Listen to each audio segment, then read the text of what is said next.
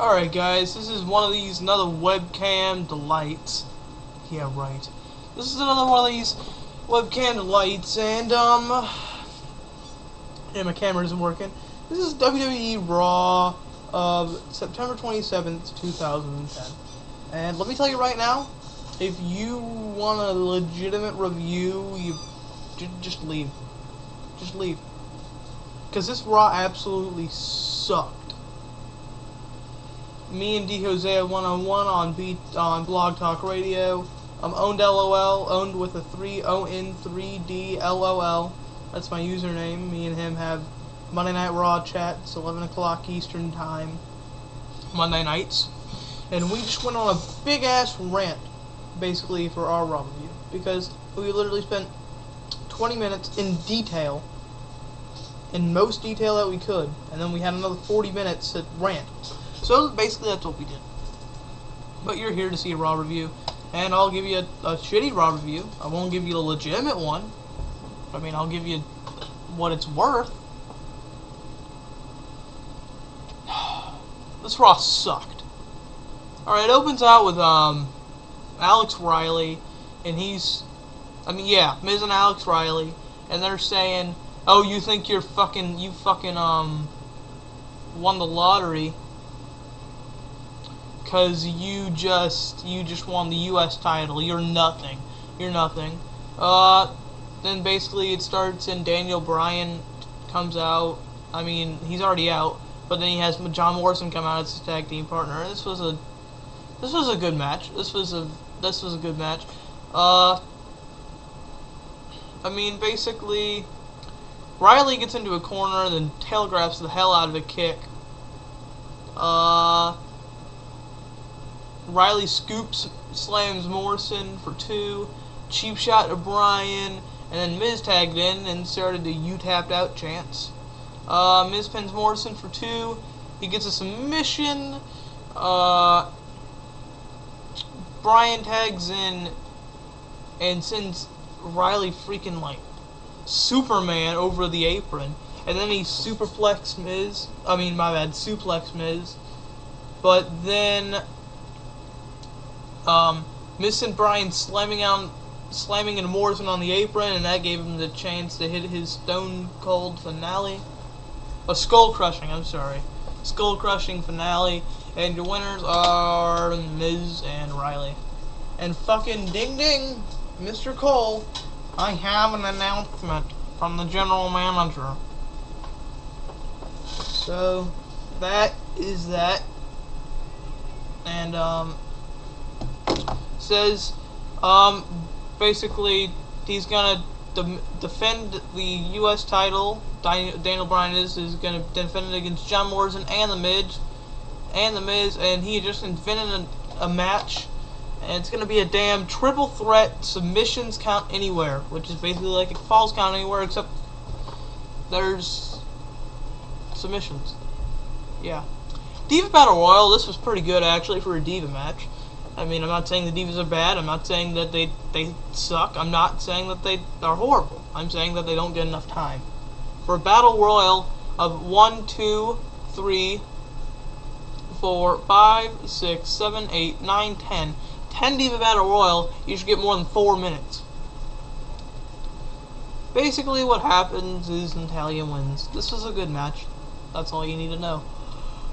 Okay, then Sheamus comes out with his freaking fiery red hand of Ireland. It's a great old tale of two princes who try to lay the throne of Ireland. They couldn't decide. There was a race. The first prince to lay his hand on the kingdom and to become the new king. And basically the guy cuts his hand off and lays it on the chair. And he says he's a fiery red hand of WWE. That sucked. Then a squash match. Basically Sheamus threw a chair at Khali and that was over. Edge came out. This was probably the moment of the night. Wow, 40 minutes and 30 seconds in. This was the match of the night by far. I mean, not match, but this was the moment of the night by far to me because this was actually legitimate. He's basically saying that Edge is he needs to worry about himself he needs to worry about himself and not other people. He doesn't need to worry about the GM. And basically that's about it. I mean, he said, I mean, it was a really good promo. I don't really have quotes. But he says, one quote that I freaking hell of a liked was, first we go from freaking Stone Cold Steve Austin, damn. What is it? Stunning Vince McMahon to freaking Edge talking to a computer. Thank you, Edge, for realizing that WWE has absolutely nothing to do. And basically, Edge says he's a freaking overgrown speaking spell, and the GM says he is a match against this man, and out comes Super Cena. Alright, Edge versus John Cena. This was a good match. But, let's face it, are you going to remember this next week? Hell no. The only thing I'm looking forward to next week, because this absolutely sucked, the only thing I'm looking forward to is Johnny Knoxville getting his ass kicked by some random superstar. That's the only thing I'm looking forward to. Sadly, that is the only thing I'm looking forward to. And I don't know why the hell my camera keeps moving. Alright, sorry about that. But, Cena gets the STF, and then Edge sends him freaking flying. Basically, this was a shit match. This was a shit match. It wasn't even that good, even though it was Edge and freaking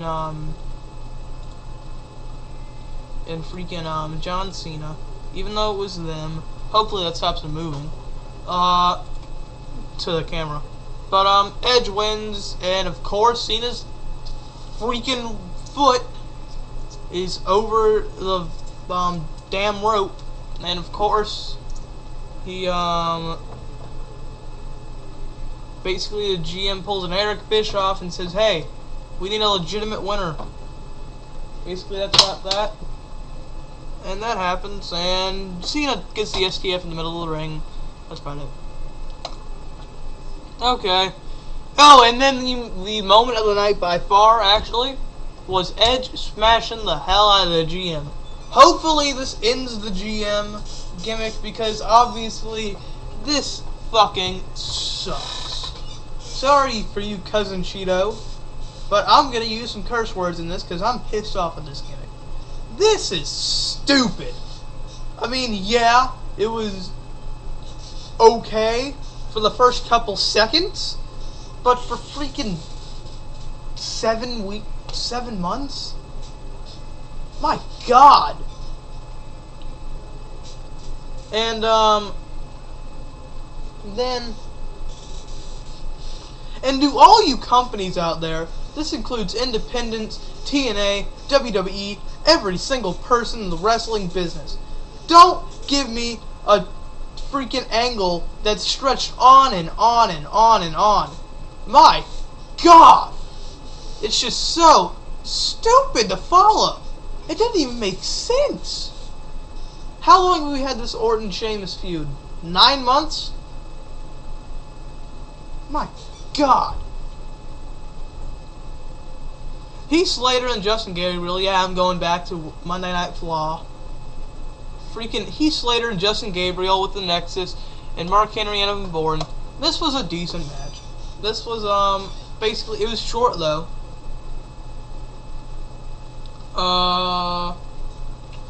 This was good. Evan moved out of the way of the 450.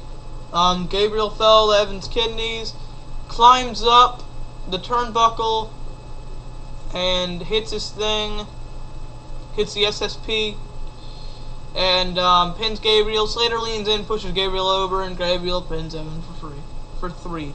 My bad. And basically that's it. WWE Tag Team Championship match. Hart Dynasty with Natalia and Cody Rhodes and Drew McIntyre. The only thing you need to know about this is Cody and Drew McIntyre won, and there's a lot of controversy going on with the Hart Dynasty, and if they're gonna stay, it looks like what's the kid's name? Davey Boy Smith. Looks like he's going heel. You have an argument with one person, you're fucking hated for life. Jericho comes out of the ring. This was the best promo of the night. Not the best part of the night, but the best promo. And basically he says, Orton's a great competitor and a dangerous man, but I've beaten so many people that he's just gonna be the Viper Killer. The Viper Killer. That's one hell of a name. I like that name, Viper Killer. He says he's gonna cut the head of the serpent right off, and Orton will join the great list of champions and Hall of Famers who will be defeated by Jericho. Warning, this is gonna take a shitload of time. Austin, Rock, Triple H, Kane, HBK, Eddie Guerrero, Rey Mysterio, JBL, Big Show, Edge, Undertaker, who he beat twice, MVP, CM Punk, commercial. Alright, the commercial comes on, and hold on, I gotta take this call. Alright. The freaking, general manager, not general manager, what the hell am I saying? The commercial! There we go!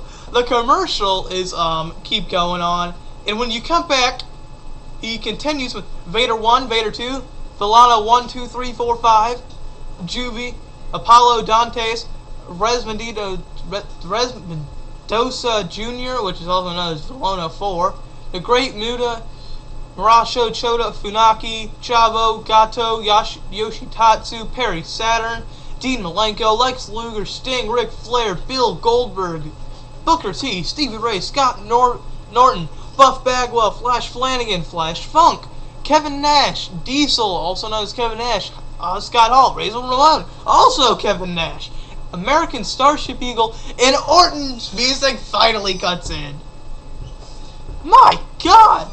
I mean, he just listed every single person that he beat. It's like, seriously, this was good. That was good. Basically, Orton and Chris Jericho. This was very good. And,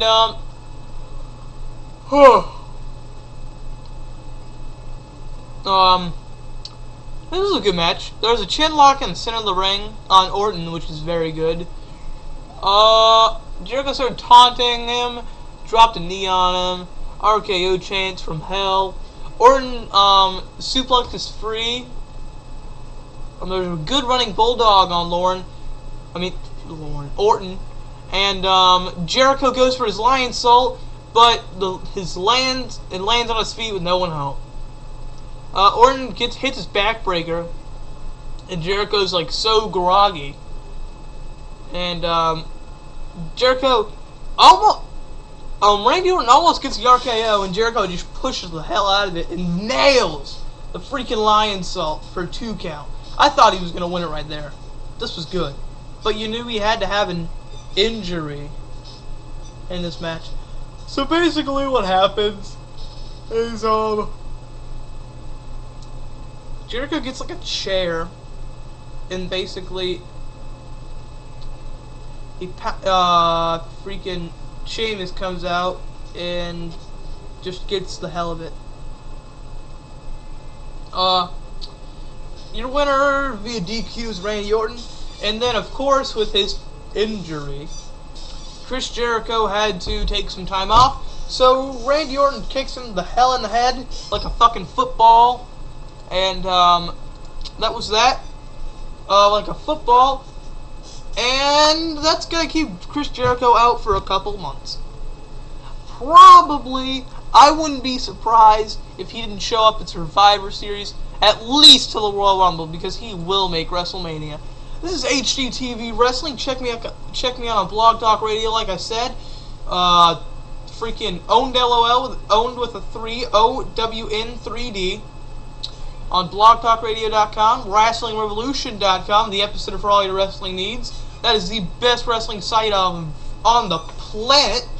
Great community, no ads, Monday Night Raw chat. We're even having an East Coast live SmackDown chat this week only. And I am Jerichoholic, and HDTV Wrestling is out.